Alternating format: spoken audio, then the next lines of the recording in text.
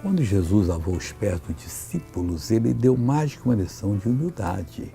Porque ele disse, assim como eu vos lavei os pés uns dos outros, vocês também devem lavar os pés uns dos outros.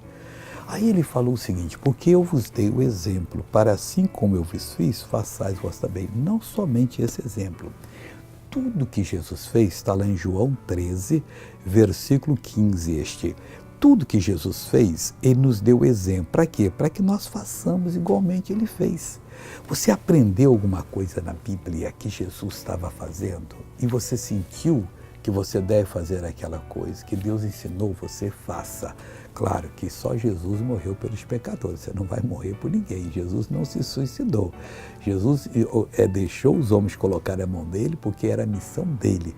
A minha missão não é morrer por ninguém, é viver pelas pessoas, é ensinar as pessoas como se vive, é dar o exemplo, para que assim como eu venci, elas também vençam em nome do Senhor. Vamos fazer isso? Veja essa pessoa que foi abençoada. E a senhora foi o quê? Negócio de cateterismo que eu fiz. Fez cateterismo, deu sequela? É. E como é que você estava andando antes da oração? Eu não estava andando praticamente escorando. Só com a bengala? É. Como é que era? Assim, ó.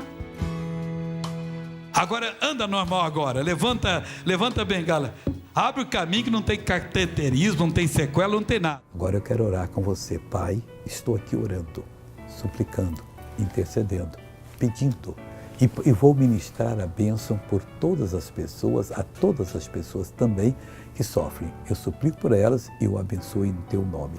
E eu digo agora, mal, solte essa vida, vá embora, em nome de Jesus.